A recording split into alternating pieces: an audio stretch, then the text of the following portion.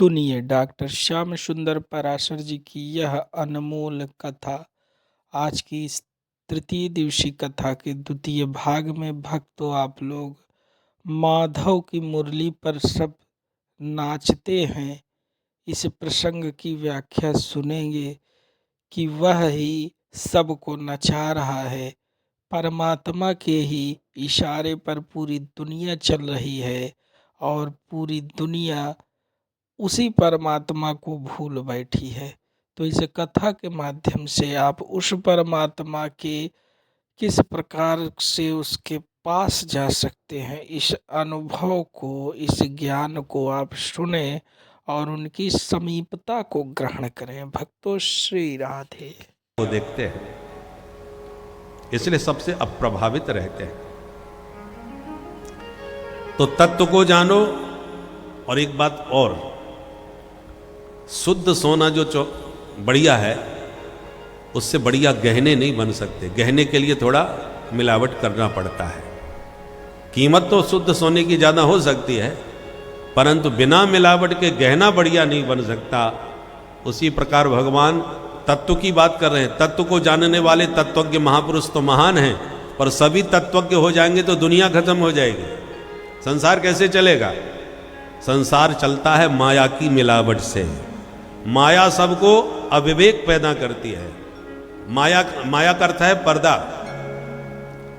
माया शब्द का अर्थ क्या है? मां माने नहीं, या माने जो है नहीं फिर भी प्रभावित करे, उसी का नाम माया है। जैसे कि स्वप्न वास्तव में नहीं है, स्वप्न की कोई सत्ता नहीं है, पर होता है।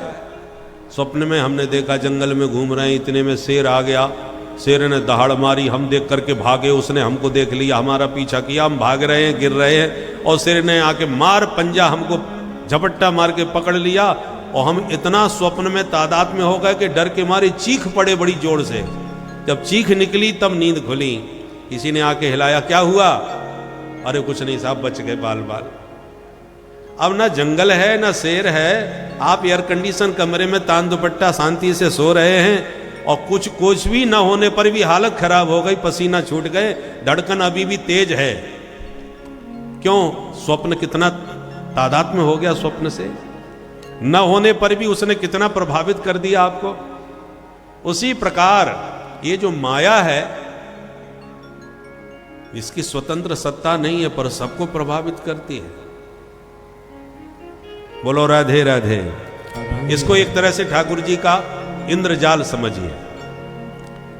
जो जैसे होते हैं ना जादूगर क्या करते हैं? जो दिखाते हैं वो सच्चाई नहीं होती। उन्होंने किसी का सिर काट दिया और धड़ अलग कर दिया, सिर अलग कर दिया, उसके बाद जोड़ करके उसको खड़ा कर दिया। क्या ये संभव है? असंभव। पर हमने देखा और हमको ऐसा ही दिखा कि धड़ सिर अलग है, और जोड़ते हुए भी हमने देखा। पर जो हम प्रत्यक्ष देख रहे हैं वो सच्चाई नहीं है, और जो सच्चाई है वो हमको दिखाई नहीं पड़ रही। यही इसी का नाम इंद्रजाल है। चक्षुर बंद कर देता है जादूगर, वो आपकी आंख को बांध लेता है। वो जो दिखाएगा आप वही देखेंगे। झूठ को सच मानते हैं, सच को झूठ सिद्ध कर देता है। अपना रुमाल निकालेगा और फटकार के कबूतर बना देगा। जो असंभव है वो हमने देखा, संभव होते हुए देखा। कभी कभी तो रुपयों की बरसात करके दिखा देते। एक बार हमारे मंच पर आके एक जादूगर ने दिखाया, यूं हाथ करता गया, उसके हाथ से रुपया झड़ते गए, तमाम रुपया झाड़ दिया उसने, और बाद में समेट करके फिर वही रुपया मांगने लगता है, भैया अब आप लोग कुछ पुरस्कार दे दो। तो बड़े गजब की बात है, जब इतने रुपया बरसा रहे हो तो और बरसा लो, मांगते क्यों भाई? परंतु वो सच्चाई नहीं है जो दिख रही है। पर जो सच्चाई है वो सिर्फ उसका जमूड़ा जानता है। जादूगर के साथ एक चलता रहता ना, उसका सेवक आवाज लगाता है, हाँ जमूड़े, बोले हाँ सरकार। तो जो जादूगर का चेला बन करके घूमता है वो जमूड़ा सब कुछ सच्चाई को जानता है कि सच्चाई क्या है। और दर्शक कुछ नहीं समझते, झूठ को ही सच मानते हैं, सच को सिर्फ जमूड़ा जानता है। उसी प्रकार भगवान है जादूगर, और ये सारा संसार उसी का जादू का खेल है, जो न होने पर भी दिख रहा है। इसकी सच्चाई को यदि समझना है तो उस जादूगर का जमूड़ा बन करके ही समझ सकते हैं। बिना जादूगर का सेवक बने ये माया का रहस्य कोई नहीं जान सकता। भगवान गीता में कह रहे हैं, देवी हे सा गुणमयी मम माया दुरत्यया मामे में ये प्रपद्यन्ते माया में ताम तरंती ते। भगवान कहते हैं मेरी माया बहुत दुरत्यय है, कोई नहीं समझ सकता। तो कैसे समझेंगे? भगवान कहते हैं माँ में भी ये प्रपद्यन्ते, मेरी शरण में आ जाओ। प्रपन्न माने शरणागति, शरणम प्रपद्ये कह करके मेरी शरण में आ जाओ, मैं तुम्हें चुटकी में तुरंत माया का रहस्य बता दूंगा और तभी तुम माया को पार कर सकोगे। नहीं तो ये माया बड़ों बड़ों को लपेट लेती है। बड़े बड़े सिद्धों माया के चक्कर में पड़ जाते हैं। माया को पार पाना इतना सरल नहीं है। माधव की कृपा से ही माया से जीव बच पाता है। गोस्वामी जी भी कहते हैं, नटकृत बिकट कपट खगराया और नट सेवक कहीं न व्यापे माया। माया नट के सेवक को नहीं व्यापती, नहीं तो सबको प्रभावित कर लेती है। सभी भौचक्के से रहते हैं। इसलिए मायापति की चरण शरण ग्रहण कर लो, माया अपने आप तुम्हारा पिंड छोड़ देगी और तुम माया के रहस्य को जान जाओगे। इसलिए आइए मिलकर मेरे साथ मस्ती में एक बार गाइए और मायापति की शरण ग्रहण कीजिए। अरे सब जग को रही नचाय हो नचाय हरि माया जादूगरनी। सब जग को रही नचाए हो नचाए हरि माया जादूगरनी है। प्रभु माया जादूगरनी, हरि माया जादूगरनी। प्रभु माया जादूगरनी है, हरि माया जादूगरनी। अति अद्भुत रूप दिखाय ओ दिखाय हरि माया जादूगरनी। अद्भुत रूप दिखाए ओ दिखाए हरि माया जादूगरनी है। सब जग को रही नचाय नचाय हरि माया जादूगरनी। ओ सब जग को रही नचाए ओ नचाए हरि माया श्री राधे। जादूगरनी है।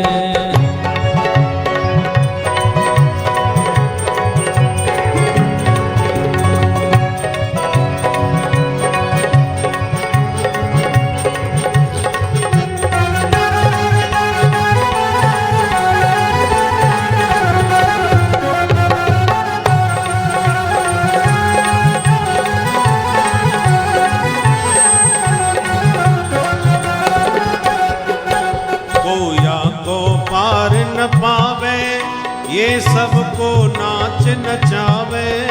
कोया को पार न पावे ये सबको नाच नचावे। कोया को पार न पावे ये सबको नाच नचावे। कोया को पार न पावे ये सबको नाच नचावे। दुख में सुख को दर्शाय दर्शाय हरि माया जादूगरनी। दुख में सुख को दर्शाय दर्शाय हरि माया जादूगरनी है। अति अद्भुत खेल दिखाय दिखाय हरि माया जादूगरनी। अति अद्भुत खेल रचाए और रचाए हरि माया जादूगरनी है।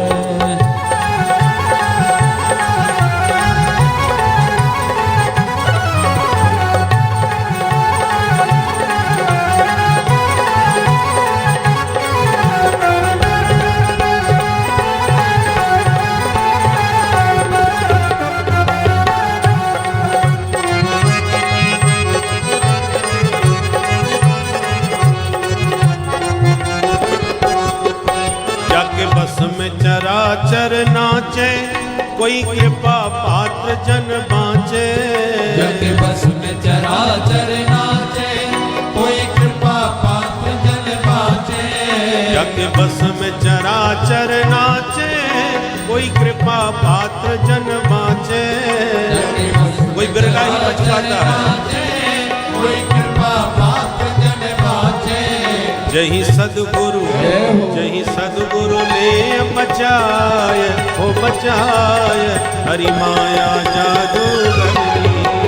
सदगुरु ने बचाए, वो बचाए हरि माया जादूगरी है। सब जग को रही नचाए, हो नचाए हरि माया जादूगरी। जग को रही नचाए, वो नचाए हरि माया जादूगरी।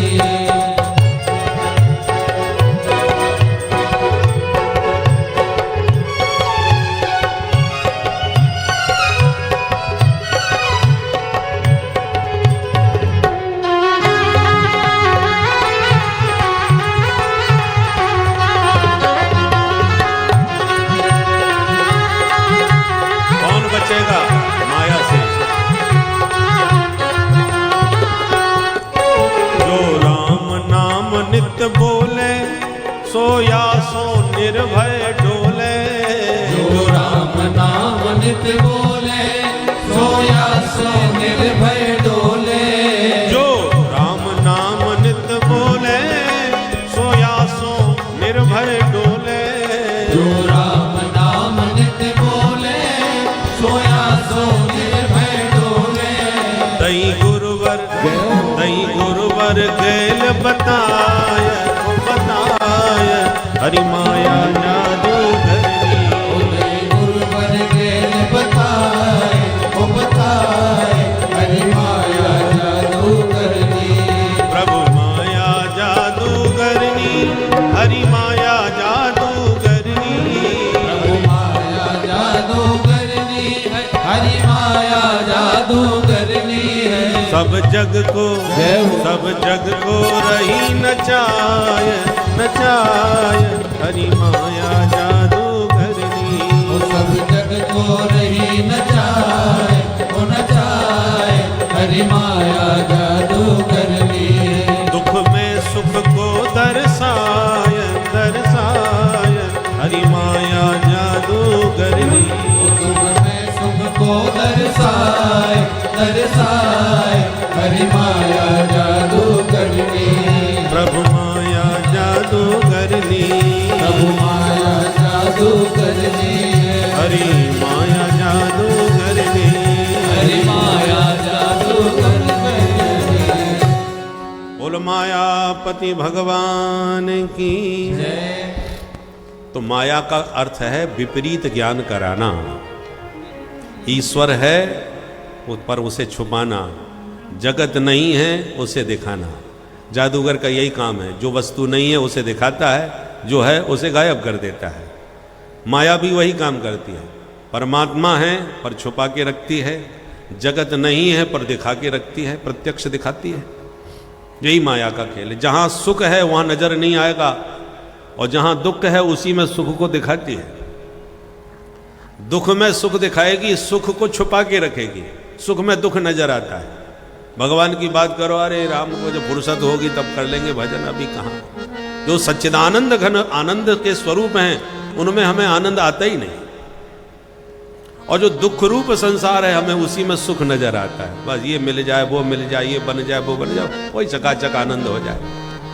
तो दुख का जो दलदल है उसमें हमें सुख दिख रहा है, और जो सुख निधान है उसमें हमें सुख नजर ही नहीं आता, वो फालतू की बात नजर आती है। यही माया का चमत्कार है, और इस माया के इस विपरीत ज्ञान से वही बच सकता है जो मायापति का चेला और जमूड़ा बन जाता है। वो असली रहस्य जान जाता है कि चक्कर क्या है। बोलो राधे राधे।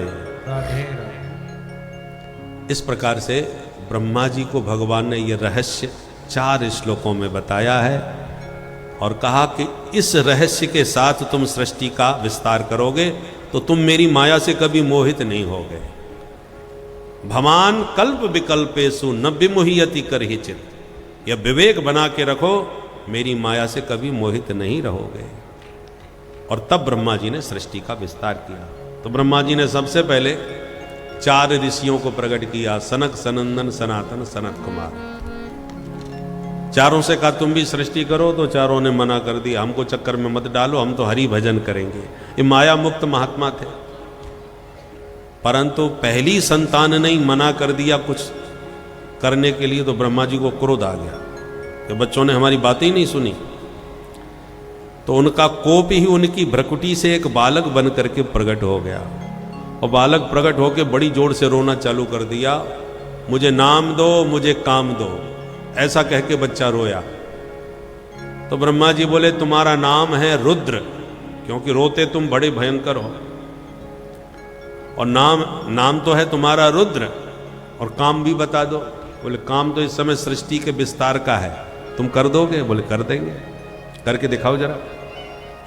तो भगवान भोलेनाथ रुद्र ने भूत प्रेत डांकनी पिशाचनी तमाम पैदा कर डाली। ब्रह्मा जी बोले बस बस हो गई सृष्टि भैया, ऐसी भयावह सृष्टि हमको नहीं चाहिए, तुम एक काम करो शांति से बैठ के भजन ही करो। तो बोले बाबा प्रपंच छोड़ के भजन में मस्त। अब की बार ब्रह्मा जी ने 10 ऋषियों को संकल्प से प्रकट किया, मरीचि, अत्रि, अंगिरा, पुलस्त, पुलह, क्रतु, भृगु, वशिष्ठ, दक्ष और देवर्षि नारद। ये 10 ऋषि प्रकट किए। फिर वाणी से सरस्वती को प्रकट किया, अपनी प्रतिछाया से करदम जी को प्रकट किया। ये सब संकल्प बल से प्रकट हुए। और अब की बार ब्रह्मा जी ने अपने वाम अंग से कन्या और दक्षिण अंग से पुरुष को जन्म दिया। उनका नाम रखा मनु और शतरूपा। ब्रह्मा जी बोले तुम दोनों मिलकर के अब मैथुन सृष्टि का विस्तार करो। तो स्त्री पुरुष के संयोग से जो सृष्टि का शुभारंभ हुआ है वो मनु शतरूपा से हुआ, इसलिए हम सब मानव कहलाते हैं। मनुपुत्र मानव, मनुपुत्र मनुष्य। तो मानव मनुष्य आदि जो हमको कहा जाता है वो क्योंकि हम सब मनु की संतान हैं। इसलिए याद रखिए, जो भी मनु महाराज को गाली देते हैं, आजकल कुछ ऐसा चल पड़ा है कि जो देखो वो मनु महाराज पर ही उंगली उठाने लगा है, मनुस्मृति को ही लोग फाड़ने लगे। तो याद रखिए वो आप अपने पूर्वजों को ही गाली दे रहे हैं, किसी और को नहीं, क्योंकि हम सबके पूर्वज मनु महाराज हैं, हम सब मनु की संतान हैं। अरे अभी देश को स्वतंत्र हुए 100 वर्ष भी पूरे नहीं हुए और संविधान में कितने संशोधन करने पड़ रहे हैं। काल गति अपने हिसाब से चलती है, समय समय पर स्थितियां परिस्थितियां बदलती हैं। तो सृष्टि के आदि में मनु महाराज ने जो संविधान बनाया उसी का नाम मनुस्मृति है कि इस संविधान से मनुष्य को चलना चाहिए, धार्मिक संविधान। और उस संविधान के अनुसार राम जी ने चल के दिखाया और बताया। जो मनुस्मृति नहीं समझ सकते वो राम जी का चरित्र समझ लें, मनुस्मृति का संविधान उनको समझ में आ जाएगा। बोलो राधे राधे। किंतु मनुस्मृति तो बहुत प्राचीन है। आज के परिप्रेक्ष्य में यदि वो उसकी कोई बात हमारे हृदय में नहीं उतर रही, गले नहीं उतर रही, तो उस भाग को आप अलग करो या अनदेखा कर दो, पर कम से कम मनु महाराज को गाली तो न दो।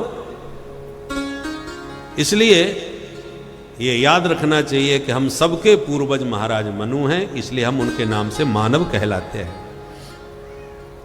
मनु महाराज ने सबसे पहले 5 संतान उत्पन्न की, 2 बेटा और 3 बेटी।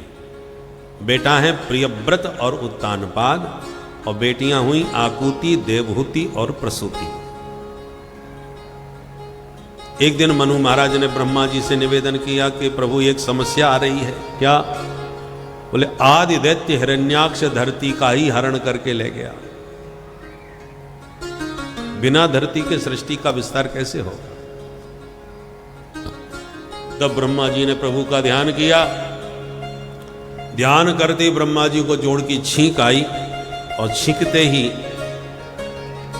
उनकी नासिका रंध्र से भगवान एक वराह का रूप धारण करके प्रकट हो गए। महावराह माने सूकर, बड़ी बड़ी दाढ़, देखते देखते उनका विशाल शरीर हो गया। देवताओं ने स्तुति करी, भगवान ने जल में प्रवेश किया और नीचे रसातल में जो पृथ्वी का हरण करके हिरण्याक्ष ले गया था, उससे युद्ध करके पृथ्वी का उद्धार किया और हिरण्याक्ष का वध कर दिया।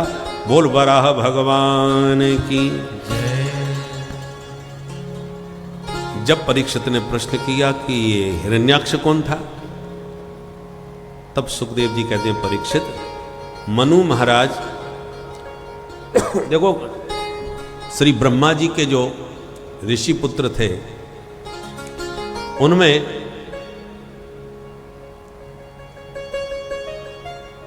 कश्यप मुनि, कश्यप जी की कई पत्नियां हैं, दिति, अदिति, दनु, काष्ठा आदि। उनमें दिति से सब दैत्यों का जन्म हुआ, अदिति से देवताओं का जन्म हुआ। तो एक बार सूर्यास्त का समय हो रहा था और कश्यप जी अपना भजन संध्या कर रहे थे। इतने में उनकी पत्नी दिति ने उनसे रति याचना करी, प्रणय निवेदन किया।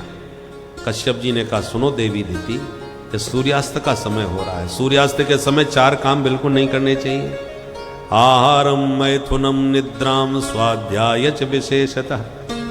सूर्यास्त के समय भोजन न करे, सूर्यास्त के समय शयन न करे, नींद न ले, सूर्यास्त के समय स्वाध्याय न करे और सूर्यास्त के समय सहवास न करे। सूर्यास्त के समय जो स्त्री गर्भवती होती है उसके दुष्ट संतान पैदा होती है। इसलिए कश्यप जी ने अपनी पत्नी को विविध भांति समझाया, पर अत्यंत कामातुर होने के नाते दिति को कुछ समझ में नहीं आया। पत्नी का मनोरथ कश्यप जी ने पूरा किया। जब कामत ज्वर शांत हो गया दिति का, तब बाद में पश्चाताप हुआ कि स्वामी मेरे से भूल हो गई। कश्यप जी ने कहा, भूल हुई है तो परिणाम भोगो। क्या परिणाम होगा? बोले, तुम्हारे गर्भ से अब 2 भयंकर दुष्ट दुराचारी दैत्य पैदा होंगे, सारी धरती को हिला के रख देंगे। भयभीत हुई दिति ने 100 वर्षों तक बच्चों को जन्म ही नहीं दिया। 100 साल के बाद जब 2 दैत्य पैदा हुए जिनका नाम हुआ हिरण्याक्ष और हिरण्यकश्यपु, आज भगवान ने बराह रूप धारण करके हिरण्याक्ष का उद्धार कर दिया और तभी से हिरण्यकश्यपु कट्टर शत्रु बन गया भगवान का। सृष्टि का विस्तार हुआ। सबसे पहले बेटियों का वंश बतलाए। कश्यप जी की जो ये करदम, ये जो 3 बेटियां थी मनु महाराज की, आकुति, देवहूति, प्रसूति, उनमें जो मझली बेटी थी वो देवहूति थी, जिनका विवाह करदम मुनि के साथ में हुआ। करदम जी के द्वारा देवहूति के गर्भ से 9 बेटियां हुई और बेटे के रूप में साक्षात भगवान कपिल रूप में प्रकट हो गए। बोल कपिल भगवान की। सांख्य शास्त्र प्रवर्तक भगवान कपिल मुनि। ब्रह्मा जी स्वयं अपने ऋषि पुत्रों को साथ में लेके कपिल भगवान का दर्शन करने आए करदम जी के आश्रम में। नारद जी बचपन से घूमने के स्वभाव के थे तो कहीं घूमने निकल गए, बाकी 9 ऋषि साथ में आए नारद जी को छोड़कर। तो करदम जी ने स्वागत किया और ब्रह्मा जी जब वापस जाने लगे तो निवेदन किया, महाराज मेरे घर में 9 बेटी, आपके साथ में 9 बेटा, बढ़िया जोड़ा बन जाएगा यदि आपकी कृपा हो जाए। ब्रह्मा जी बोले, बहुत अच्छी बात है, सुबह शीघ्रम।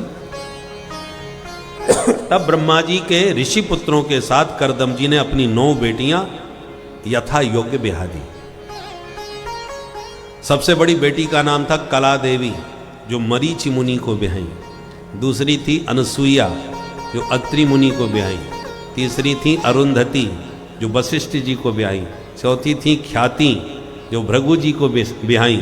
शांति का विवाह अथर्वण जी से, क्रिया का विवाह क्रतु ऋषि से, हविर्भू का विवाह पुलस्त ऋषि से। ऐसे 9 बेटियों का विवाह करके विदा कर दिया। करदम जी ने अपनी पत्नी देवहूति से कहा, देवी बेटियों का विवाह हो गया और बेटा तुम्हें मिल गया, अब गृहस्थ जीवन की जिम्मेवारी पूरी हुई, अब हम भजन करने चले। और सब छोड़ छाड़ के निकल गए। करदम जी ने ब्राह्मणों को शिक्षा दी कि ब्राह्मण का शरीर ब्रह्म ज्ञान के लिए होता है, विषय भोग में उसे बर्बाद नहीं करना चाहिए। ब्राह्मणस्य ही देहोयम क्षुद्र कामाय निश्यते, कृच्छ्राय तपसे चेह प्रीत्यानंद सुखाय। ब्राह्मण शरीर मिला है तो ब्रह्म ज्ञानी बनो, परमात्मा को पहचानने का प्रयास करो, क्योंकि सर्वश्रेष्ठ शरीर है सृष्टि का विप्र शरीर। ब्राह्मण शरीर माने तुम ब्रह्म के बहुत निकट पहुंच चुके हो।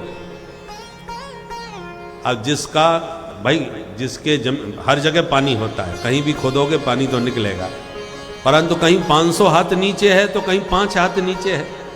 तो 500 हाथ नीचे है, वो बेचारे परिश्रम करने में परेशान हो तो समझ में बात आती है कि इतना गहरा कौन खोद है। पर 5 हाथ नीचे पानी है, फिर भी आप प्यासे मर जाओ, इससे बड़ा दुर्भाग्य और क्या होगा। इतना भी परिश्रम नहीं कर पाए। उसी प्रकार ब्राह्मण शरीर मिल गया, इसका मतलब तुम परमात्मा के बहुत निकट पहुंच चुके हो। अब तुमने यदि ब्रह्म ज्ञान का प्रयास नहीं किया तो व्यर्थ गया तुम्हारा ये इतनी ऊंचाई से चढ़ करके कोई नीचे गिरे। आपने सांप सीढ़ी का खेल देखा होगा, बच्चे लोग खेलते हैं।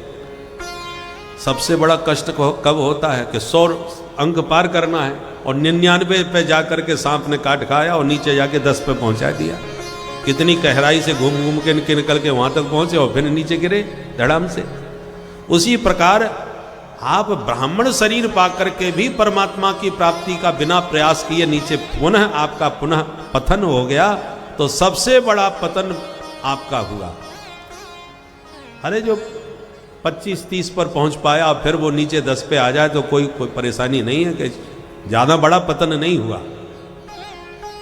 इसलिए शास्त्र कहते हैं ब्राह्मण का शरीर मिला है तो ब्रह्मज्ञानी बनो।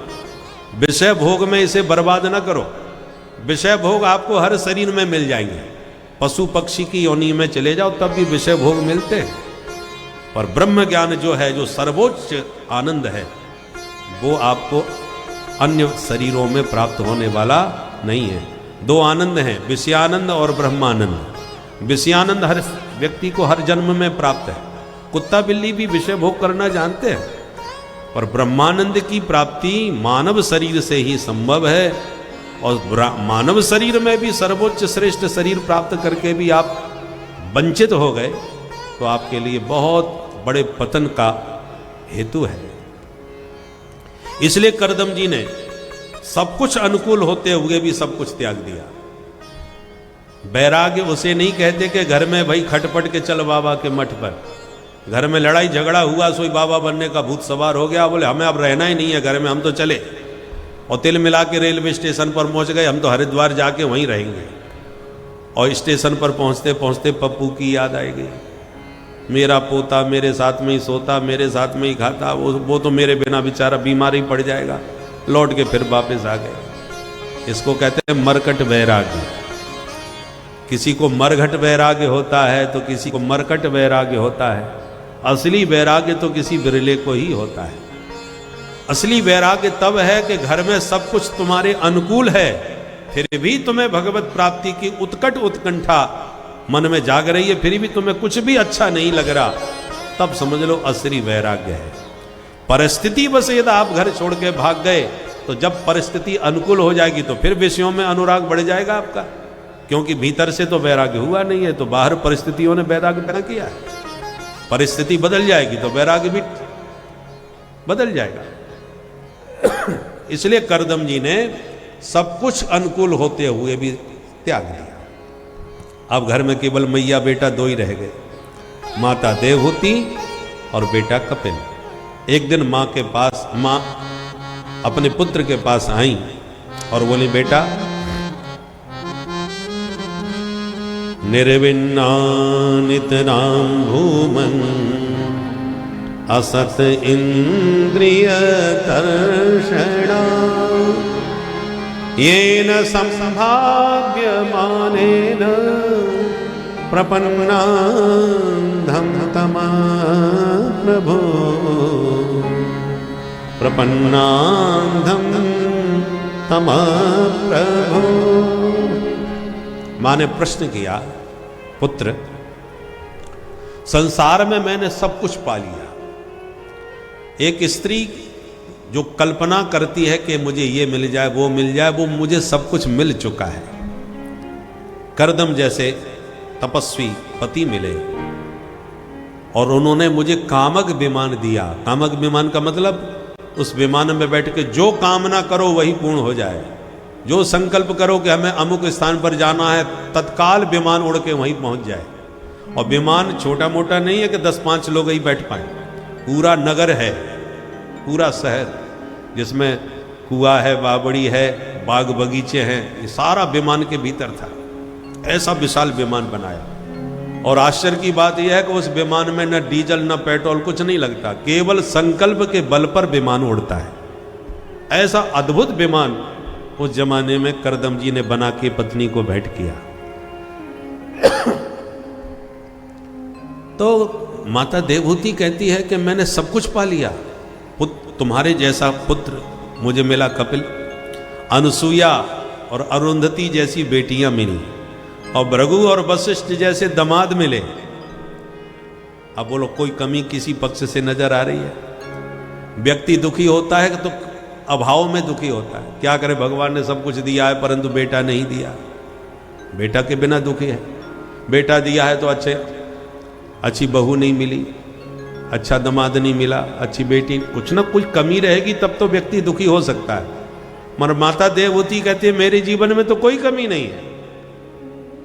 करदम की पत्नी, कपिल की मां, अनुसुईया की मां, जिस मेरी बेटी अनुसुईया ने ब्रह्मा विष्णु महेश को अपने सतीत्व के प्रभाव से 6-6 महीने का बच्चा बना दिया था, ऐसी माता अनुसुईया का सतीत्व जगत में प्रसिद्ध है।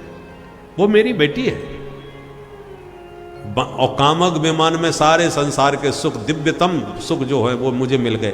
और चक्रवर्ती सम्राट मनु की बेटी हूं मैं, तो मायके में भी कोई कमी नहीं है, सम्राट की बेटी हूं।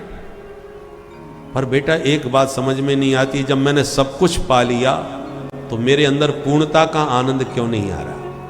अभी भी मेरे भीतर कोई अभाव, अभी भी मुझे लगता है मैं अपूर्ण हूं। तो क्या पाना शेष रह गया है जिसको पा करके मैं पूरी तरह परिपूर्ण हो जाऊं, आत्म संतुष्टि मुझे मिले? वो संतुष्टि अभी भी नहीं है। इसलिए बेटा मैं किससे पूछने जाऊं, किसकी शरण में जाऊं? तुम परम ज्ञानी हो पुत्र, इसलिए तुम्हारी ही शरण में आ गई। अपने ज्ञान की कुठार उठाओ और मेरे अज्ञान के वृक्ष को जड़ सहित काट करके मिटाओ। स्तुति करने लगी माता। तम त्वागताहं शरणं शरण्यं, त्वागताहं शरणं शरण्यं, स्वभृत्य संसार तरो कुठारं, स्वभृत्य संसार तरो कुठारं, जिज्ञासयां प्रकृते पुरुषस्य, जिज्ञासयां प्रकृते पुरुषस्य, नमामि सद्धर्मविदां वरिष्ठं, नमामि सद्धर्मविदां वरिष्ठं, तं त्वागताहं शरणं शरण्यं, तं त्वागताहं शरणं शरण्यं, शरणं शरण्यं, शरणं शरण्यं।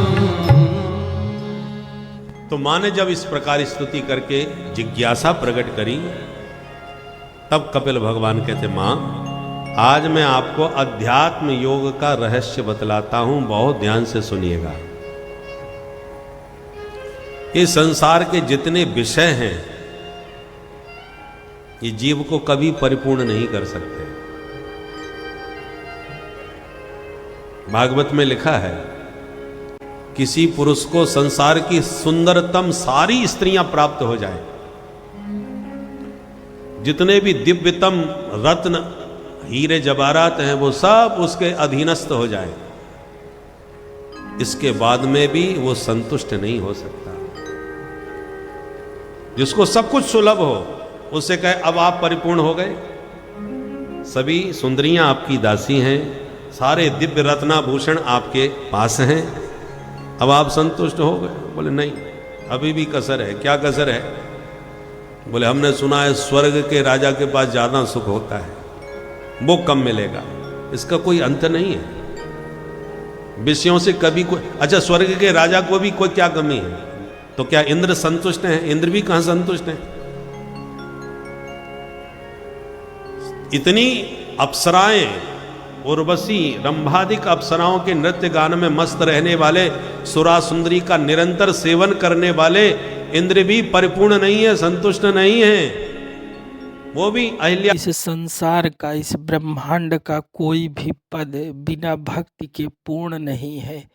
यदि आप ब्रह्मा जी का भी पद पा गए तब भी आप ईश्वरत्व की पूर्ण प्राप्ति को नहीं प्राप्त होते, क्योंकि पूर्ण प्राप्ति को प्राप्त होने वाले को ही मोक्ष कहते हैं। तब उसे कोई पद नहीं, उसे इस पूरे संसार से ही मोक्ष मिल जाता है। वो पूरे संसार से विरक्त होकर उस परमात्मा में अंगीसात हो जाता है और फिर उसका जन्म जन्मांतरों का जो चक्र है वह छूट जाता है। जन्म जन्मांतरों के चक्र में देवता भी आते हैं, इंद्र भी आते हैं, ब्रह्मा जी भी आते हैं, सब आते हैं। और यह सब पद जो है यह हमेशा रहने वाला नहीं है। एक न एक दिन आपके जब पुण्य क्षीण होंगे तो इन पदों से आप उतर जाएंगे स्वतः ही, और फिर से इसी मृत्युलोक के चक्र में आप लोग फंसेंगे। तो अगर आप लोगों को पूर्ण रूपेण इन चक्रों से निकलना है तो उसका सिर्फ और सिर्फ एकमात्र साधन है मोक्ष। और मोक्ष बिना ईश्वर की निकटता, उनकी भक्ति के नहीं प्राप्त होता है। तो आप ईश्वर के प्रति अपनी निकटता को बढ़ाएं और मोक्ष को प्राप्त करें। भक्तों, श्री राधे। में उस आनंद की परिणति दुख में होती है, कष्ट होने लगता है। उसी प्रकार ये विषय हैं, उपभोग में जितना आनंद देते हैं इसके परिणाम में उतने ही कष्टदायी होते हैं। विषयों का परिणाम दुखदायी है।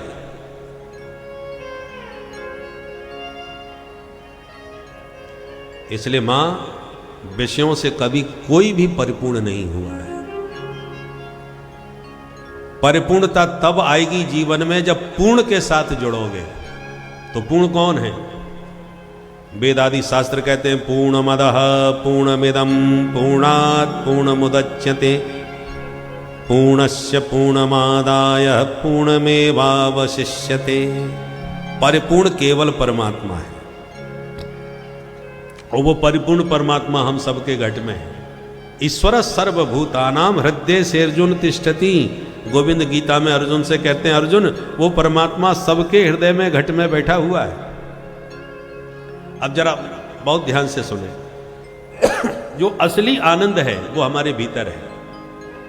उससे जुड़े बिना जीवन में पूर्णता आ नहीं सकती, संतुष्टि मिल नहीं सकती, असली आनंद मिलेगा नहीं।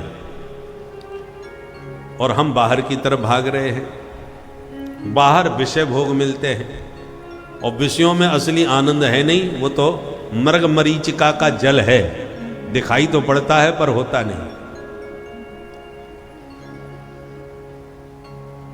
और हम कोई भी अपने भीतर झांकना चाहते नहीं, हमारी दृष्टि बाहर विषयों में ही दौड़ती है। और जो विषय हमको अच्छे लगते हैं उनकी तरफ भागते हैं, ये हमको भी मिल जाए, ये हमको भी मिल जाए। जो वस्तु मिलने में इतनी प्रिय लगती है कि ये मिल जाएगी तो हम बड़े सुखी हो जाएंगे, मिलने के बाद देखो उसको कोई आनंद नहीं। जिनके पास गाड़ी नहीं है वो गाड़ी के लिए बावले होते हैं, जब गाड़ी आती है तो देखो कितने हर्ष के नाचने लगते हैं, बोले वाह भाई इतनी कीमती गाड़ी हमने, हमारा स्वप्न था, खरीद ली। पर कितने दिन तक आनंद देती है? कुछ ही दिनों के बाद फिर उस पर ध्यान भी नहीं, धूल मिट्टी चढ़ जाए कोई ध्यान नहीं देती। अब जरा विचार करें, देखो जैसे दांत में कभी कभी कुछ वस्तु फंस जाती है तो जीभ कुरेदती रहती है, और जब तक वो निकल ना जाए तब तक चैन नहीं मिलेगा, निकालने के बाद ही चैन मिलता है। ऐसे कांटा भी चुभ जाए, निकलेगा नहीं तब तक बेचैनी रहेगी। ऐसी ये जो कामना होती है ना, कांटे की तरह होती है। आपके चित्त में जो वासना, कामना चुभ गई कि ये होना चाहिए, ये मिलना चाहिए, तो जब तक वो वस्तु मिलेगी नहीं वो आपको परेशान करती रहेगी। बार बार ध्यान उसी पर जाएगा, ये कब मिलेगी, कैसे मिलेगी। और जब मिल जाती है तो माने कांटा निकल गया। कामना का कांटा चुभा था, कामना पूर्ण हो गई, कांटा निकल गया, तो आपको आनंद मिला। जैसे कांटे के निकलने पर आनंद मिलता है, चैन मिलता है, ऐसी कामना की पूर्ति पर देखो कितना आनंद मिलता है। परंतु वो आनंद कब तक है? जब तक दूसरा कांटा नहीं चुभा। पर हमारे एक दो नहीं, हजारों कांटे चुभे हुए हैं। जीवन में कितनी कामनाओं के कांटों को तुम निकालते फिरोगे? नहीं निकलने वाले ये। जैसे आपके मन में कांटा चुभ गया कि हमारा भी घर लखनऊ में होना चाहिए, तो अब दिमाग उधर ही घूमता है, कहाँ कौन सी जगह होना चाहिए, तो क्या मकान बनाना चाहिए कि ये बनाना चाहिए। वो बना, मकान बन गया, कांटा निकल गया, अरे आनंद आ गया। तो गृह प्रवेश में कितना सुख मिलता है कि हमारा मनोरथ पूरा हो गया। परंतु अब मकान बना लिया तो अब इच्छा है कि इसमें पूरे में एयर कंडीशन होना चाहिए, तो अब उसको लगवाओ। तो आने जाने में बहुत दूरी पड़ती है, गाड़ी होना चाहिए तो गाड़ी मंगवाओ। ऐसे करते करते आप जितनी भी कामना करते जाओगे, वो कांटा बन के कामना चुभती है, और कामना की पूर्ति पर कांटा निकल जाता है। और आप जितने कांटे निकल जाएंगे उतने ही आप सुखी हो जाएंगे। और हमारे कांटे कभी नहीं निकलते, एक के बाद दूसरी कामना तैयार। और इन फक्कड़ों को देखो, फकीर अवधूत जंगल में, गुफाओं में, पेड़ पौधों के नीचे पड़े हुए हैं, लंगोटी के अलावा शरीर पर कपड़े नहीं, खाने का कोई ठिकाना नहीं, और मन में कोई इच्छा भी नहीं, कुछ नहीं चाहिए उन्हें। परिणाम क्या है? घनघोर जंगल में कोई भी वस्तु सुख साधन की न होते हुए भी परम सुखी बन करके शांति से बैठे रह गए। चाह गई चिंता मिटी मनुआ बेपरवाह, और जाको कछु न चाहिए सोई साहंसाह। जब आपका मन कहे कि मुझे कुछ नहीं चाहिए, भगवान ने सब कुछ दे दिया, तो दुनिया में आपसे बड़ा धनवान कोई दूसरा नहीं हो सकता। जब आवे संतोष धन, सब धन धूरी समान। उससे बड़ा धनवान कोई नहीं है। क्योंकि कामना जीव को बहुत सताती है, बहुत भटकाती है, और कामनाओं का कोई अंत नहीं है। विषयान् ध्यायतश्चित्तम् विषयेषु विसज्जते, मामनुस्मरतश्चित्तम् मय्येव प्रवणीयते। विषयों का जितना चिंतन करोगे, चित्त में उतने ही विषय विष की तरह चिपकेंगे। विषयों से बचने का एक ही उपाय है कि मां मनुस्मरत चित्तम, भगवान के चरण कमलों का चिंतन चालू कर दो। जितना चिंतन भगवान के चरणों का करोगे, और चित्त में जब चरण कमल विराजमान प्रभु के हो जाएंगे, तो विषय अपने आप ही दूर भाग जाएंगे। विषयों का चिंतन ही चित्त पे ना आने दो। इसलिए कपिल भगवान कहते, मां चाबी एक ही होती है, उसी से ताला बंद होता है, उसी से ताला खुलता है, बस मोड़ने का अंतर होता है। इधर मोड़ा ताला बंद, उधर मोड़ा ताला खुल गया। उसी प्रकार ये मन ऐसी चाबी है, जब विषयों की तरफ इस मन को हम मोड़ दे तो यही मन हमारे विषयों के चिंतन से बंधन में डाल देता है, ये भव बंधन का कारण बन जाता है। अब इसी मन को सावधानी के साथ भगवत चिंतन की तरफ मोड़ दो, भगवान के चरणों से जोड़ दो, तो यही मन मुक्ति का साधन भी बन जाएगा। गुणेषु सक्तम बंधाय रतम बा पुरुषि मुक्तये। तो बेटा ये मन भगवान में लगता ही नहीं तो कैसे लगाए? कपिल भगवान कहते एक सरलतम उपाय बताते हैं। क्या? जिनका चित्त भगवान के चरणों में दिन रात लगा रहता है, ऐसे किसी सिद्ध संत को पकड़ो, उनके चरणों से जुड़ जाओ, तो तुम्हारा भी मन वहीं लगा देंगे जहां वो लगे हुए हैं। क्योंकि संगत की रंगत आती है। सिद्ध संतों के सत्संग में, सानिध्य में जितना तुम रहोगे, उनके संपर्क में ही रहोगे, तो उनको देख देख करके तुम्हारा भी मन वैसा ही बनता चला जाएगा, अपने जैसा ही तुम्हें बना लेंगे।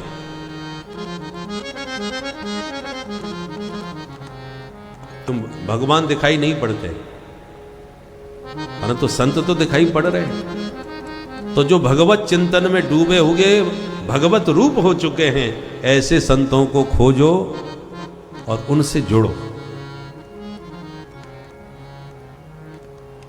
तो बेटा ये कैसे समझ में आएगा कि कौन असली संत हैं, कौन नकली? हम कैसे पहचान करें?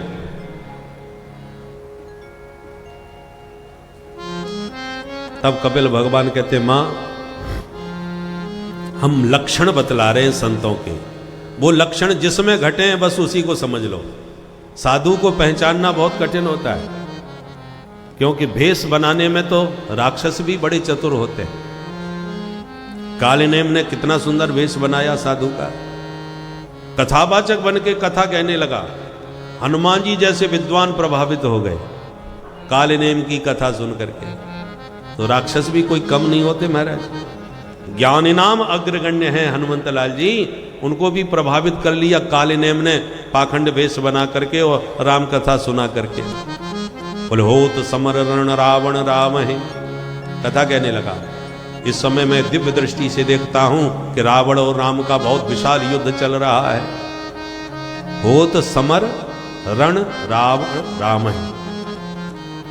तो हनुमान जी को सुन के थोड़ा सा झटका लगा, कैसा कथावाचक है। लोग राम रावण युद्ध तो बोलते हैं, रावण राम युद्ध नहीं बोलते। और ये बोल रहा है रावण राम में युद्ध हो रहा है, क्योंकि रावण का पक्षधर था, उसी की पार्टी का था। तो जो जिस पक्ष का होता है उसका नाम पहले मुंह से अपने आप निकलता है। तो बना तो था साधु भेष में, और रावण का नाम पहले निकल गया मुंह से। होत समर रण रावण राम है। जब हनुमान जी ने मुंह बिगाड़ा तो उसको समझ गया कि गड़बड़ हो गई, कथा बिगड़ गई, तो तुरंत भाषा बदल दी। पहले तो बोला होत समर रण रावण राम ही, और तुरंत बोला जिते हैं राम न संशय याम है। राम जी की निश्चित विजय होगी, इसमें कोई संदेह नहीं है। सो हनुमान जी खुश हो गए, नहीं कथा तो बढ़िया कह रहा है। हनुमान जी को खुश करने के लिए तुरंत भाषा बदल दी। तो ये दल बलुओं का बड़ा विचित्र रूप है, पहचानना बड़ा मुश्किल है। कभी रावण दल का बन गया, असली बात जब रावण के नाम की निकली तो हनुमान जी को प्रभावित करने के लिए तुरंत कह दिया कि राम जी की विजय होगी, इसमें कोई संदेह नहीं। हनुमान जी प्रभावित हो गए बेचारे। इसलिए भेष तो कोई भी बना सकता है, असली संत की पहचान कैसे? तो कपिल भगवान 5 लक्षण बतला रहे हैं। तितिक्षवः कारुणिका सुहृदः सर्वदेहिना अजात शत्रवः शांता साधव साधुभूषणा। साधुओं के 5 लक्षण होते हैं। सबसे पहला तितिक्षवः, तितिक्षु होते हैं। तितिक्षु का मतलब सहनशील। कभी बहुत सम्मान मिलता है साधु को, तो कभी घोर अपमान भी मिलता है। और मान अपमान दोनों में जो समान भाव से रहता है वो साधु होते हैं, बड़े तितिक्षु होते हैं। दूसरा लक्षण कारुणिका, उनमें करुणा बहुत अधिक होती है। साधु को कभी अपना कष्ट दिखाई नहीं पड़ता, पर दूसरे का कष्ट बेचारे देख नहीं पाते। अतिशय करुणा होती है। तीसरा लक्षण सुहृदः सर्वदेहिना, जितने भी शरीरधारी सब अपना परिवार लगता है। संसार में उन्हें कोई पराया नजर नहीं आता। अरे मनुष्यों की छोड़ दो, जीव जंतु कीट पतंग सबको वो अपना परिवार मानता है। सुहृदः सर्वदेहिनाम, देहनाम माने जितने भी देहधारी जीव हैं सब हमारे हैं। अयम निजः परो वेत्ति गणना लघु चेतसाम उदार चरितानाम तू वसुधैव कुटुंबकम। सारी वसुधा हमारा परिवार है, हमारा कुटुंब है, ऐसा उदात्त चरित्र उसका होता है। उसका चिंतन इतना विशाल होता है। और जिसका विशाल चिंतन है वही कह सकता है सर्वे भवन्तु सुखिना, सबका मंगल हो, सबका कल्याण हो। अजात शत्रवः, चौथा लक्षण बतलाया कि वो अजात शत्रु होते हैं। अजात शत्रु का मतलब स्वप्न में भी जिसके मन में कभी किसी के प्रति शत्रुता का भाव न जागे, अजात शत्रु। देखो भाई, शत्रुता हमेशा पराये व्यक्ति से होगी, अपने से कोई अपना शत्रु कैसे बन सकता है? कल्पना कीजिए कि पूरा शरीर हमारा है। कल्पना क्या करना है, यथार्थ है शरीर हमारा है, पर शरीर के अंग अलग अलग हैं। ये हाथ है, ये पैर है, ये पेट है, ये सिर है, कितने अंग होते हैं। सैकड़ों अंगों के नाम अलग अलग हैं, काम अलग अलग हैं। आकृतियां अलग अलग हैं, पर ये सब मिलाकर के शरीर तो हमारा एक ही है। उसमें कोई भेदभाव, कोई पक्षपात हम नहीं करते। अब कल्पना कीजिए यदि अंग आपस में लड़ने लग जाएं, हाथ पैर में झगड़ा हो जाए, तो आप पैर का साथ देंगे कि हाथ का देंगे? भाई हाथ भी तुम्हारा, पैर भी तुम्हारा, चोट कहीं भी लगे दर्द तुम्ही को होना है। कई बार ऐसा होता भी है, जैसे भोजन करते समय जीभ कटती है कि नहीं, लगभग सभी को यह अनुभव हुआ। हमारी तो आज ही कट गई। बोलो राधे राधे। अब जीभ दांतों से कट गई, दर्द भी हुआ, मुंह पकड़ के बैठ गए। किसी ने पूछा क्या हुआ? बोले साहब जीभ कट गई। किसने काट दी? बोले दांतों ने काट दी। अब आपको आपके ही दांतों के विरुद्ध कोई भड़काने की कोशिश करे कि तुम्हारे दांत बड़े दुष्ट हैं भाई, बताओ। वो बेचारी इकलौती कोमल सी सुकुमारी प्यारी जिह्वा, और ये दुष्ट 32 संख्या में चारों तरफ से उसको घेर करके खड़े हो गए हैं। जहां अवसर मिला नहीं कि इस अबला पर हमला किया नहीं। आप बोले भाई साहब बिल्कुल ठीक कह रहे हो, 5 बार पहले ऐसे ही कटी चुकी है। अच्छा, इसका मतलब बहुत दिनों से उस बेचारी पर अत्याचार कर रहे हैं ये दुष्ट लोग। उखाड़ के फेंक दो इन दांतों को। कितना भी जोशीला भाषण दिया जाए तो क्या दांतों पर क्रोध आ जाएगा? कभी नहीं आने वाला। आज तक किसी ने एक भी दांत तोड़ा है? कोई नहीं तोड़ता, क्योंकि इतना विवेक सबके पास होता है कि जीभ कटने का दर्द तो हो ही रहा है, दांत तोड़ देंगे तब भी दर्द हमको ही होना है। दांत कोई पराई थोड़ी है, अपने ही तो है। तो जिह्वाम क्वचित संदसति त्वदद्भिः तद वेदनायाम कतमाय कुप्येत यदंग मंगे न निहन्यते क्वचित क्रुद्धेत कस्मै पुरुषस्व देह। यदि आपका एक अंग दूसरे अंग पर चोट पहुंचाए तो आप किस पर ताड़ना देंगे, किसे डांटेंगे? तो जो विवेक हमको आपको केवल शरीर में सीमित है, यही विवेक संतों को पूरे संसार में हो जाता है कि नाम रूप अलग अलग हैं, काम अलग अलग हैं, स्वभाव प्रकृति अलग अलग हैं, पर सबके भीतर बैठे हुए प्रभु हमारे एक ही हैं। उस एक प्रभु को सब में देखने के कारण वो कभी किसी का स्वप्न में भी अहित नहीं कर सकता। इसलिए साधु से होए न कारज हानि, कभी किसी की हानि साधु नहीं कर सकता। निज प्रभुमय देखहि जगत कहीं सन करहि विरोध।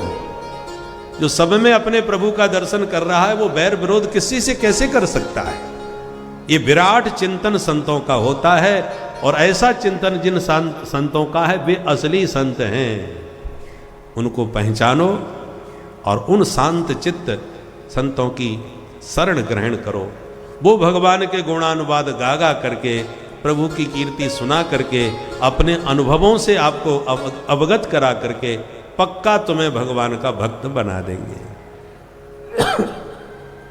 सतां प्रसंगान मम वीर्य संविदो, सतां प्रसंगान मम वीर्य संविदो, भवन्ति हृत कर्ण रसायना कथा, भवन्ति हृत कर्ण रसायना कथा, अजोषणादा स्वपवर्ग वर्त्मनि,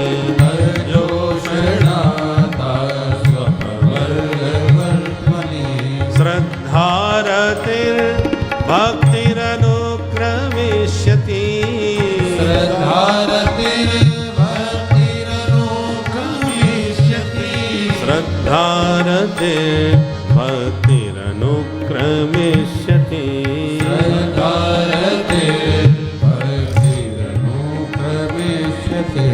कपिल भगवान कहते हैं माता जी, जब देखो जो सिद्ध संत होते हैं, अनुभव गम्य जो संत हैं, जो केवल प्रवचन नहीं करते, केवल शास्त्रों में पढ़ी हुई बात नहीं करते, जो कहते हैं, जो पढ़ते हैं, उसे अपने आचरण में भी उतारते हैं, वो अनुभव गम्य संत कहलाते हैं।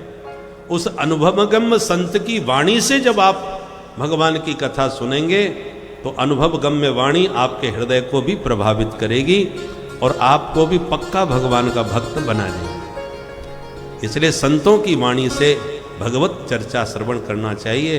संत का मतलब जो भगवान पर पूरा दृढ़ विश्वास रखता हो।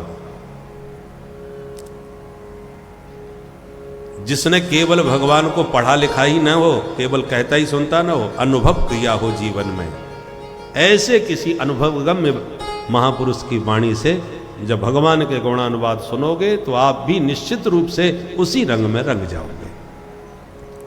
इस प्रकार बहुत सुंदर उपदेश कपिल भगवान ने दिया, अष्टांग योग का वर्णन किया और जीव मां के गर्भ में कैसे आता है, एक एक दिन में 9 महीने तक कैसे उसका परिपोषण होता है, उसका पूरा चित्रण किया है श्री कपिल भगवान के द्वारा। और बोले मां के गर्भ में जीव को भगवान 100 जन्मों की याद दिलाते हैं, किस किस जन्म में क्या क्या तुमने सत्कर्म या दुष्कर्म किए, वो सारा दृश्य दिखाते हैं भगवान। तब जीव को अपने आप से ग्लानि होती है, प्रभु आपने सच में मेरे ऊपर बड़ी कृपा करी। पहले तो जीव भगवान को ही दोष देता है कि मैं यहाँ पड़ा हूँ माँ के गर्भ में, और देखो छोटे छोटे कीट मुझे कभी कभी काट जाते हैं तो सर्वांगोत्थित वेदना, कभी कभी माताएं उस समय कुछ चटपटा पदार्थ खा लेती हैं तो पूरा शरीर वेदना से छटपटाने लगता है बालक का। और भयंकर गर्भवास समम दुखम न भूतो न भविष्यति, गर्भ में भयंकर कष्ट होता है। तब भगवान 100 जन्म की याद दिला के कहते देख ये कष्ट तुझे क्यों भोगना पड़ रहा है। तब जीव मुट्ठी बांध के प्रतिज्ञा करता है कि प्रभु अब भविष्य में ऐसी गलती कभी नहीं करूंगा, अब नो नसानी अब न नसई हूं, अब जो हो गया सो हो गया, आगे ऐसा कभी नहीं करूंगा। और तब भगवान द्रवित होकर के इसको माँ के गर्भ से बाहर करते हैं कि जाओ अब अच्छे कर्म करके आओ। इसलिए बच्चा जब जन्म लेता है तो प्राय उसकी मुट्ठी बंद होती है, और बाहर जाने के बाद धीरे धीरे माया के प्रभाव में ऐसा आता है कि मैं और मेरे में ऐसा फंस के रह जाता है कि जो प्रभु को वचन दिया है वो बिल्कुल सर्वथा भूल जाता है, और नौनते लकड़ी में ही सारी जिंदगी उसकी समाप्त हो जाती है। संत जगाते भी है, आंख खुलती भी है, कुछ समझ में भी आती है, बाद में सब भूल भाल जाता है। माया इतनी जबरदस्त है कि हम लोग सब जानते हैं कि सच क्या है, फिर भी सावधान नहीं हो पाते। तोते की तरह सब रट रहे, शिकारी आएगा जाल फैलाएगा, दाने का लोभ दिखाएगा, जाल में फंसना नहीं चाहिए। तोते को रटा दिया एक बाबा जी ने, तोता गाने लगा, उसकी आवाज़ सुन करके और भी तोते गाने लगे, तो सारे जंगल के तोते यही गीत रटने लगे।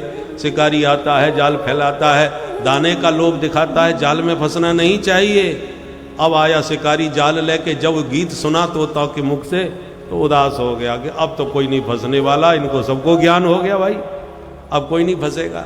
चलो कर्म तो करना ही चाहिए, एक हाथ शायद भूला भटका फंस जाए। तो जैसी जाल फैलाया और दाना गिराया तो जो रट रहा था सबको याद दिला रहा था वही सबसे पहले दाना चुगने आ गया, और धीरे धीरे जितने गा रहे थे सबके सब आ गए।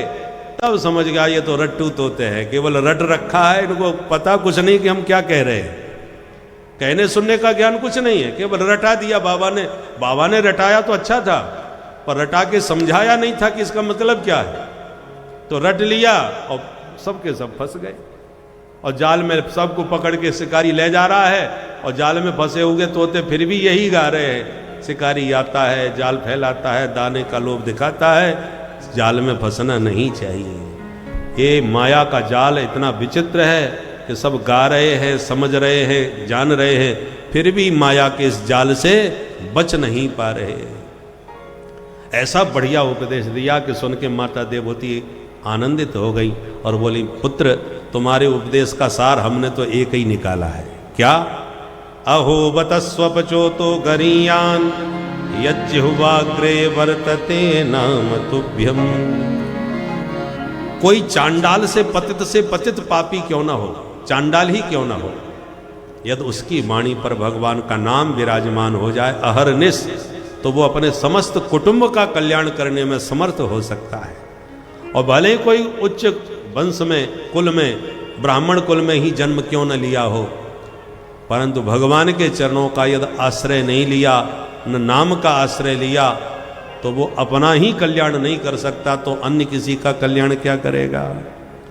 और यूँ कह के माता देवहूति प्रभु के प्रेम में डूब गई, और भगवान के ध्यान में, चिंतन में उनका शरीर एकदम ऐसा पुलकित हो गया कि शरीर पानी में के रूप में परिणत हो गया।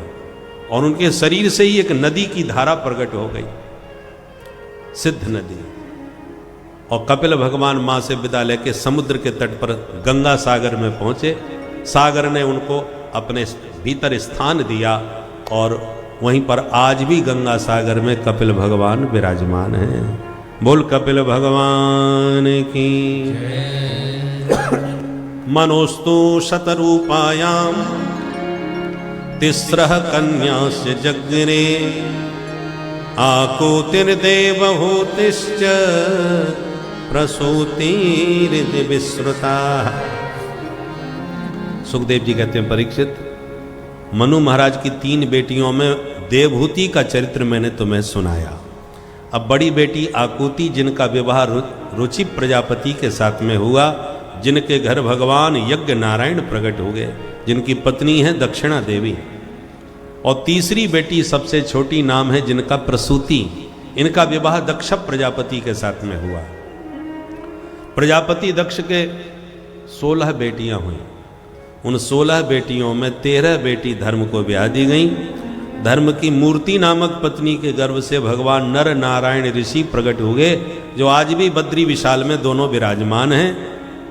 बोल नर नारायण भगवान की जय। और दक्ष की एक सबसे छोटी बेटी सती, जिनका विवाह महादेव से हुआ, पर सती के कोई संतान नहीं हुई। क्यों नहीं हुई महाराज? बोले ससुर दामाद में आपसी झगड़ा हो गया, जिसके कारण सती को शरीर त्यागना पड़ा।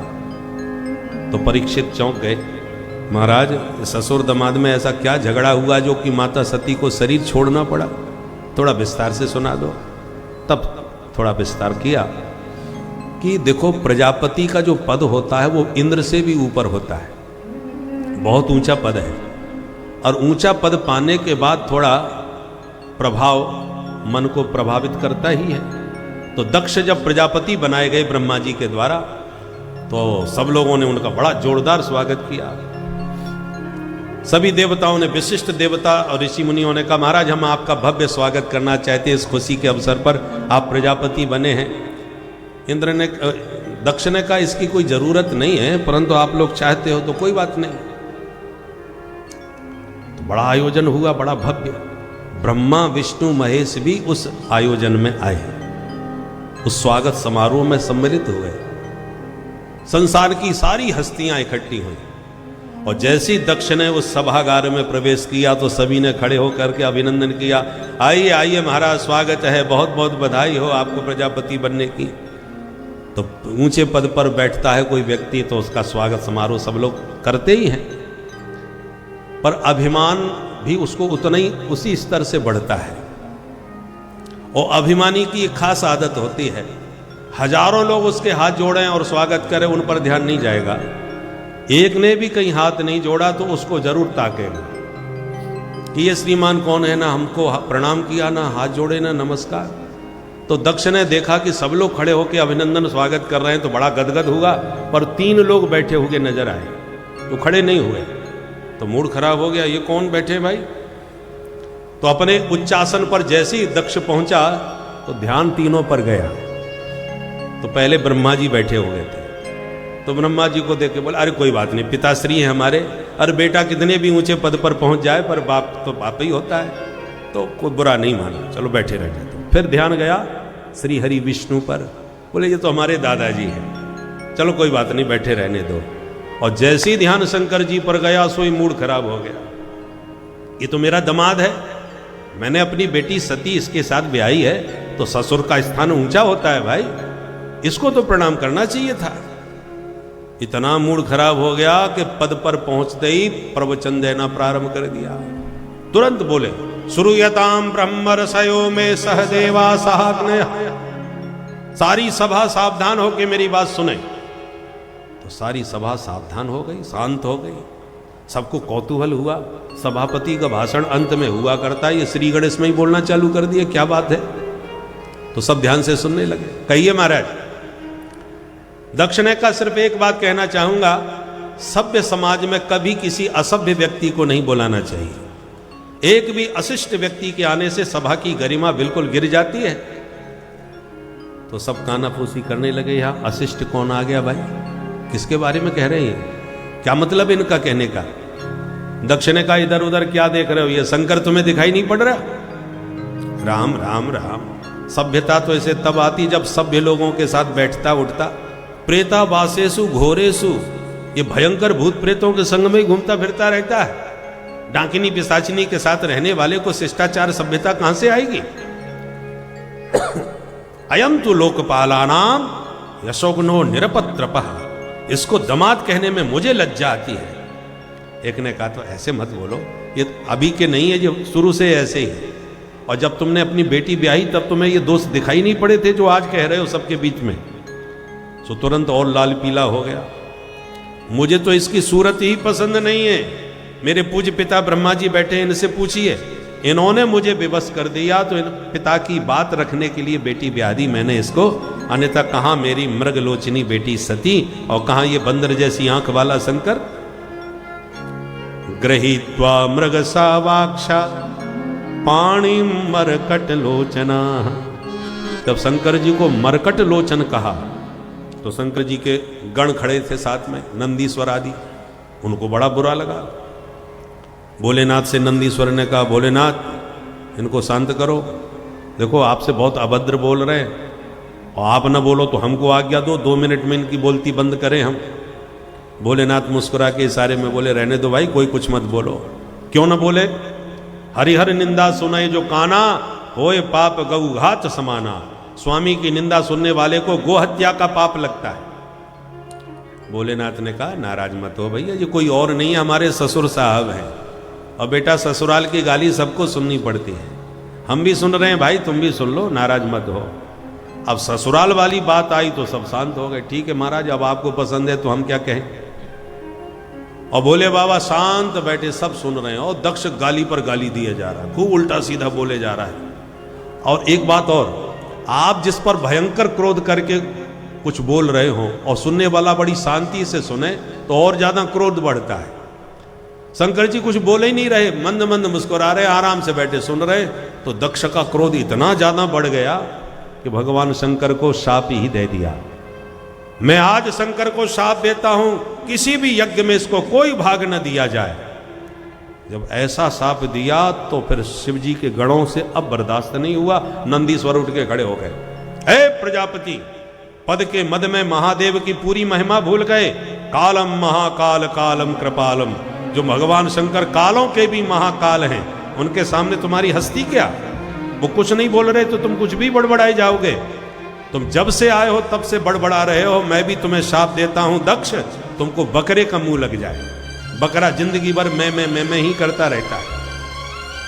जब दक्ष को शाप दिया नंदीश्वर ने तो दक्ष के पक्ष में भृगु जी उठ के खड़े हो गए और दाढ़ी पर हाथ घुमा के बोले, हे नंदीश्वर, ससुर दमाद की आपसी लड़ाई तू बीच में क्यों बोला? मैं भी शाप देता हूं शिव जी के गण सब पाखंडी हो जाएं। तो सब रुद्रगण उठ के खड़े हो गए, हे बुढ़े बाबा, हमको पाखंडी बोलता है? हम भी शाप देते हैं तेरे जैसे चाटुकार ब्राह्मण भिखमंगा हो जाएं, सर्वभक्षी हो जाएं। भोले बाबा ने देखा ये स्वागत समारोह हो रहा है या साप समारोह हो रहा है? ये तो सब एक दूसरे पर सापासापी किए जा रहे हैं और सारा गड़बड़ हमारी वजह से हुआ है, तो चलो हम ही यहाँ से खिसक जाते हैं। भोले बाबा तुरंत खड़े हो गए और अपने गणों को शांत करके वहां से कैलाश को प्रस्थान कर गए। बोल शंकर भगवान की। मामला यहीं शांत हो गया, आगे नहीं बढ़ा। पर दक्ष का क्रोध शांत नहीं हुआ। एक दिन शिव जी को नीचा दिखाने के लिए दक्ष ने गंगा तट हरिद्वार में कनखल में जाके बहुत विशाल यज्ञ किया और उस विशाल यज्ञ में छोटे से बड़े सारे देवी देवताओं का आमंत्रण किया, सबको निमंत्रण विधिवत दिया, पर महादेव को कोई चिट्ठी पत्री नहीं भेजी। तो सारे देवता विमानों में बैठ करके कैलाश पर्वत से ऊपर से निकलते हुए गुजरे। अब देखो, सारे देवता जानते हैं कि इस यज्ञ में शंकर जी नहीं बुलाए गए, पता है सबको, फिर भी शंकर जी के ऊपर से ही विमान लेके जा रहे हैं। ये भी दुनिया वालों की आदत होती है, दो प्रेमियों में खटपट हो जाए तो तीसरे लोग और आनंद लेते हैं।